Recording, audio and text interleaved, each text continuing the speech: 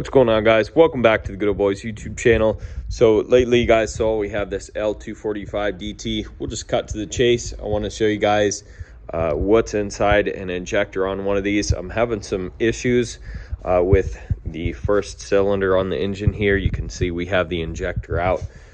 So we're having a little bit of missing at mid-range RPM.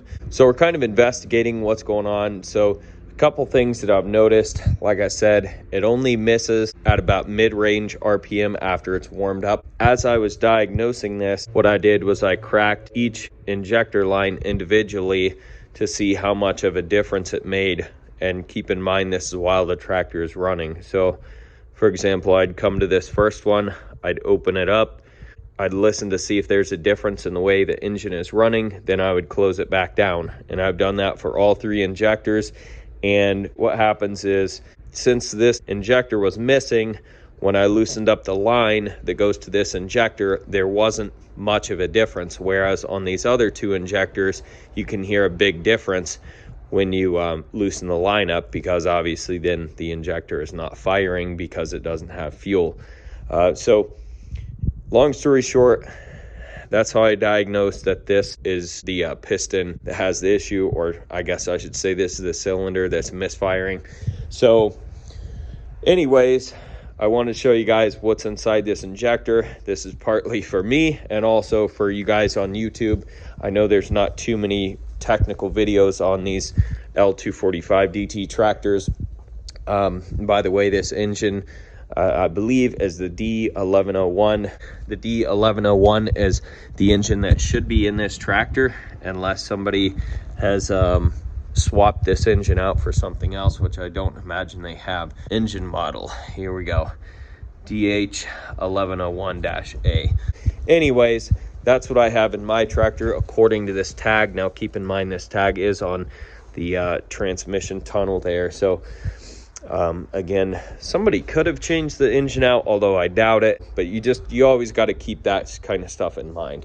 Anyways, we're going to take this injector inside, lay it out, and show you guys what all is inside this thing. So this is what's inside our L245 injector. So you can see the end right here. Don't know if you guys can see the hole through it. There you go. So I'm not sure if there's more holes or not, but this is what looking down in this thing looks like. I think there may be a few more pieces down in there, but so far this is what we have. So from the top, you got a nut. This is where your injector line screws onto. This guy here, there's no seals for it, by the way. Just slides down on top of this. The nut screws on there like that. And keep in mind, all this stuff is organized from the top down. So this would be the bottom of the injector that's inside your engine. So first we have this setup here. You can see there's a couple holes. We have a shim. I don't know if you can change these shims out. We have a shim. Then we have a spring. Spring doesn't really go in any particular direction. Then we have this guy. So if we put this together, the shim goes in there first, then the spring, then this guy, this pointy part. The pointy part goes down on the spring like this. And that's what it should look like. And then you have this guy here. This guy goes down inside this, like so, and then this, with the bevel towards the top, goes down in there on top of this. So we'll just show you guys this first. There we go. So this first in the center, then this with the bevel facing up. You guys can see which way this goes. So this is what the top looks like. This is what the bottom looks like. And then it just drops down in there and it looks like that. So we'll dump that stuff back out.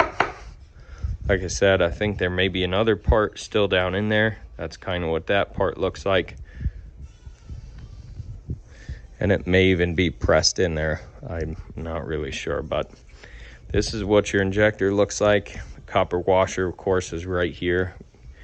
When I was taking this apart, I took the top nut off first with the return line, whatever you want to call this piece, the return line, flow, collar, whatever.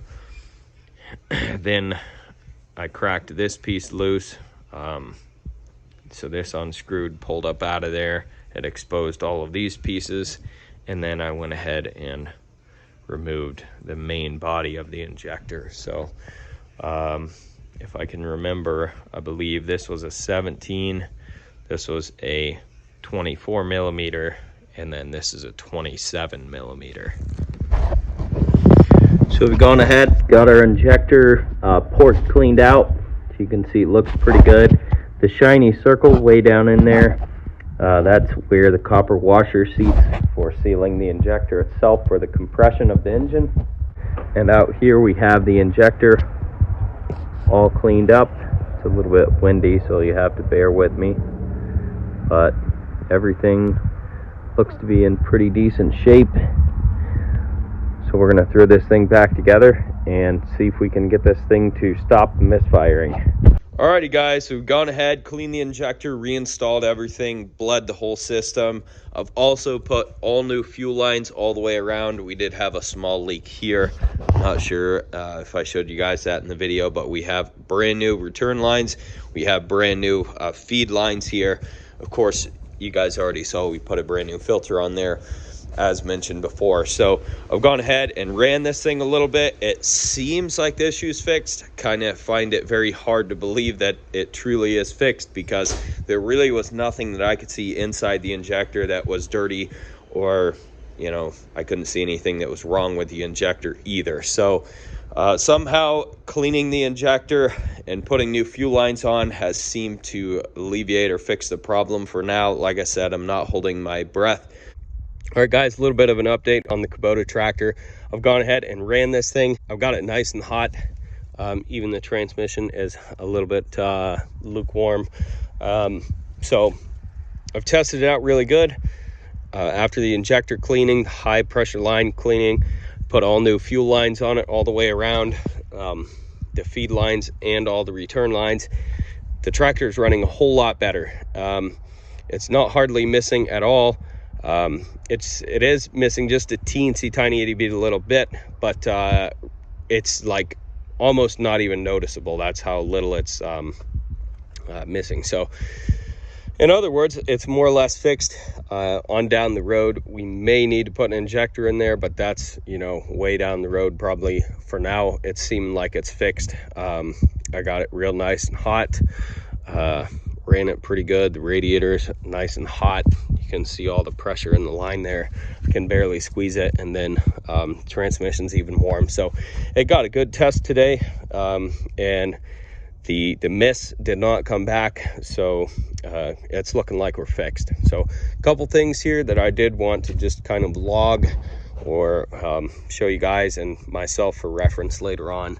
So out of the 3 injectors, I went ahead and cleaned all these up with brake parts cleaner, just to see if there's leaks coming from anywhere else. So and some of this may even be residual, like for example here on this middle injector, you can see it looks just a little bit wet, or it may not have even got cleaned off all the way with brake parts cleaner. But I tried my best to just spritz them all quick and clean them all the way off so we could see where the leaks were.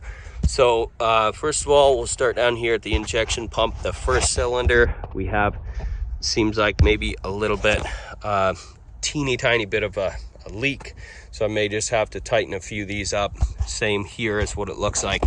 And then on this front injector, you guys can see a little bit of wetness or shininess there on top of the return line nut right there. So I'm not sure if that's coming out of here. I don't think it is. I think, well, I suppose it could be coming out of either the high pressure fitting or the return line nut right there. So it's hard to say, but either way, those are the only leaks. None of the return lines are leaking anywhere. As you can see, they all look pretty good and dry. So overall, everything looks pretty good. All right, guys, coming back a couple weeks later after the service. Tractor hasn't really been touched since we've tested it. And it looks like we have pretty decent little leak going on here. I'm assuming from the main high pressure line there. Everything else looks pretty decent.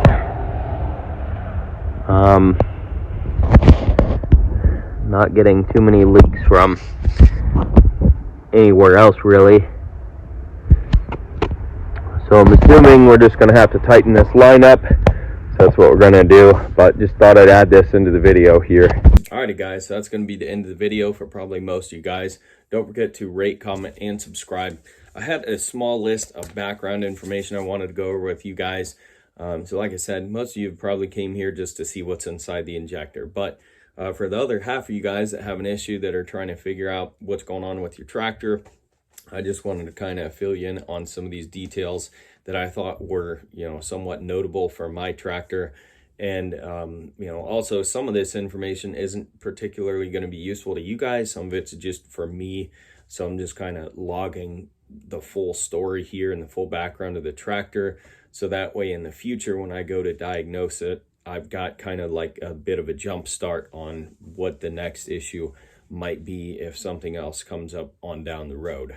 Out of the 3 cylinders, I noticed when I was bleeding them, I guess we'll give you an example here. So here's the radiator, and I'm not sure exactly what the order of the cylinders are, but we're just going to say radiator here. So that's the front of the tractor. You got cylinder 1, 2, and 3. Cylinders 2 and 3 seem to be spurting more fluid out when you crack the injection line to bleed it. So it seemed like maybe we might have had an injection pump issue, or just, kind of maybe cylinder 1, the injection pump isn't as strong as it should be. Now, keep in mind, of course, cleaning the injector fixed the problem. So the injection pump is still good enough to where the tractor will run without missing just with cleaning the injector. So on down the road, something to keep in mind, if cylinder 1 starts misfiring again, it might be time to change out the fuel pump. I just wanted to talk briefly on the return and feed fuel lines. So all of them are replaced now. Before, they had lines on there that were just leaking a microscopic amount, not even enough to cause air to get in the fuel lines. And I figured this out. I thought, maybe air had just got in the lines. And so I bled all the lines, no difference. The tractor was still misfiring at mid-range RPM. So, like I said, the leak in the microscopic leak in the fuel lines was not even enough to cause air to get into the lines. But it's just something I didn't want to have to mess with on down the road. So I went ahead and put brand new feed and return line fuel lines on the tractor. Something else to consider here when you're looking at a tractor that's misfiring is looking at the air filter. These are diesel tractors, and they need a lot of air to breathe. So my air filter on my tractor was dirty, so this could have partially been part of the problem. However, even after, after cleaning the injector and reinstalling it, we had the same dirty air filter in the tractor, and the tractor was running better specifically because of cleaning the injector. So the air filter, might have something to do with a little bit of the misfiring, but not, not the whole problem. So the air filter is something I'll be replacing down the road. Injector cleaner. So of course my tractor was misfiring. I put some injector cleaner in it. Now running injector cleaner, I thought might fix the problem or help the problem. And it actually caused the tractor to misfire just a little bit more. Just enough more to where you could barely notice it was misfiring just a teeny bit more than it originally was. So, obviously that didn't fix the problem. And again, cleaning the injector itself, tearing it down and going through it was ultimately what fixed the problem for now, at least. That's it for this video, guys. If you made it to the end, congratulations to you. Hopefully some of this information will help you out. So I want to thank you for watching. Don't forget to rate, comment, and subscribe. Check out that description box below, and we'll catch you guys on the next video. Woo!